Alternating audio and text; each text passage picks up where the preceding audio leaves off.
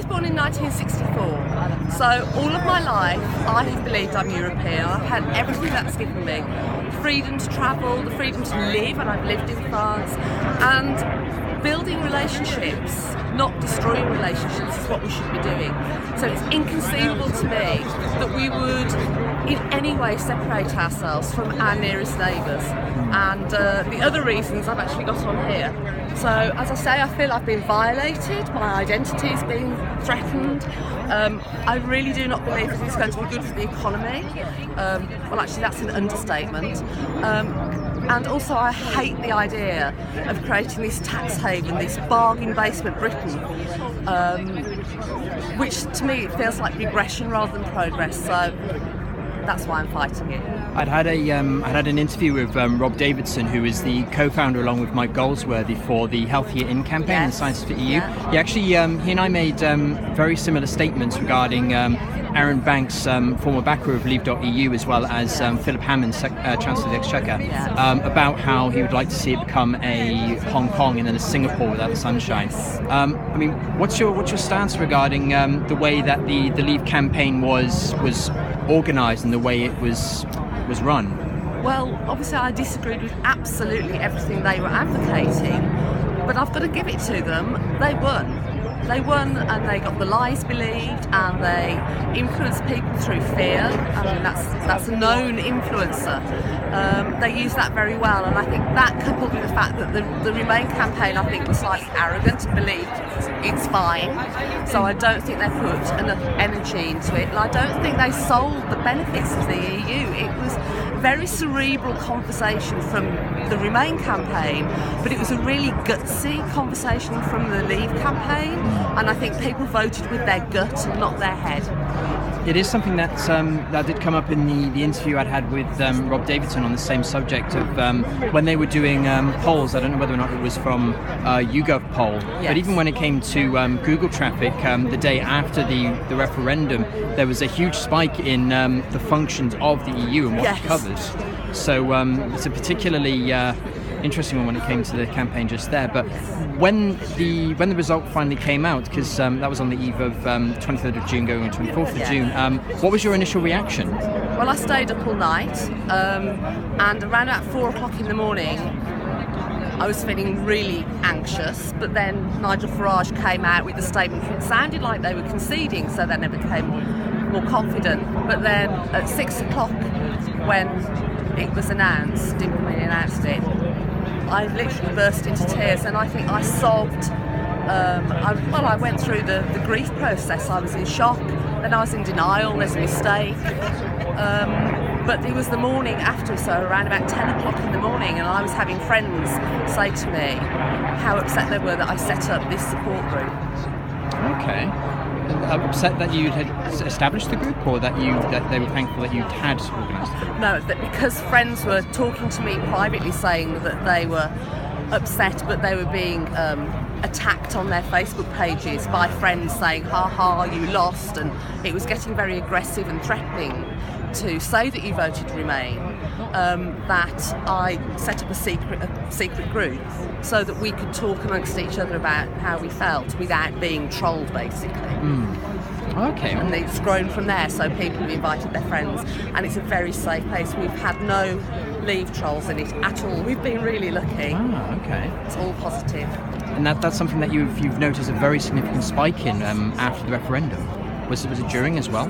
I think in the run-up to it, there was quite a lot of aggressive conversation going back. Well, certainly amongst my friends. I live in a village where it is probably 95% Leave, which is ridiculous because I live in Wales, and so the farmers are not going to benefit at all through this. Having said that, but I think it was before the referendum, people were talking about the different issues. After the referendum, all of those issues went away. It is just a blunt, shut up, Ramona, Remainiac, and there isn't very much listening going on. From either side, I have to say. I think we all need to start listening to each other. There seems to very much be an adversarial sort of dialogue that's going on, or a lack of a dialogue, really, in that sort of way. Yes. I mean, It was a previous statement. It was just established yesterday from UKIP's side that one of the absolute necessities for the Welsh economy, particularly for Welsh farmers, was to remain in the single market. Yes. I mean, what is your opinion on that? The farmers in my area have actually realised that. In fact, it was, I think, yesterday that came out, and that went round literally like wildfire. They are very worried, and there are a lot of people that I know in my village that have changed their mind, and they said if they had known the impact, they wouldn't have voted to leave. That's why the Remain campaign didn't get this. All of this could have been discussed beforehand, and I don't think the Remain campaign had planned to. I don't know who did their PR, but frankly, it was appalling. There seemed to have been a certain degree of fabrication when it came to both sides. I mean, in particular as well, when it came to Leave's campaign as well. But it was a very adversarial sort of dialogue. Yes, well, I mean, I've only got to say one name, and it's Nigel Farage.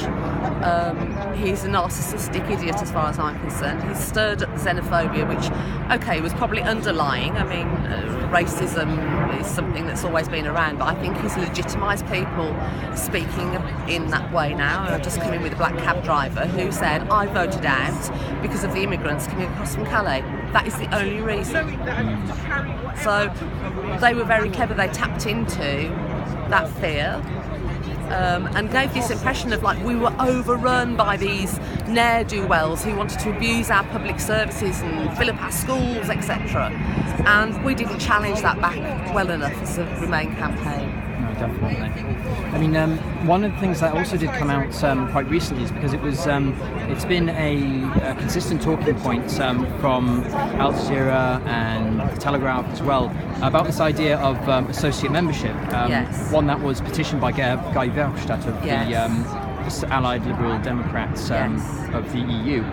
That is something as well that I'd spoken to. I forget his second name, but Tom A, which is the Shadow Secretary of Foreign Affairs. Yes. And that was something that would be added to the Liberal Democrat, and has been added to the Liberal Democrat manifesto. Yes. Is that something that you'd be supportive of? I've already signed up. I signed up on the day that it came out. I tweet Guy regularly, I follow him, and I think most people in this group have signed up to that. I mean, that is one of the essentials to me. It's a red line. I want to remain a European citizen, and there are already cases of people leaving. In fact, I was speaking to somebody in Sweden, a client yesterday, who said that they are getting job applications from Brits to go and work in Sweden because they want to remain in the EU. And I think in the next 2 years, unless we get some comfort that this is not going to happen, that it's looking likely that it's in the too difficult box, then I think you'll see a lot of people leaving, and we already know the 3 million EU nationals, they are leaving in droves already. So maybe the Leave people got what they wanted, but I think it will make the country, and it already is poorer, not just financially but socially. I'm getting quite emotional now because as I said, it's regressive. And we should be progressing. I mean, there's enough conflict in the world, and we've actually created conflict and division in our own country. Okay, it might not be a military war, but there is a sense of factions and anger and cases of racism, for example, gone like hugely.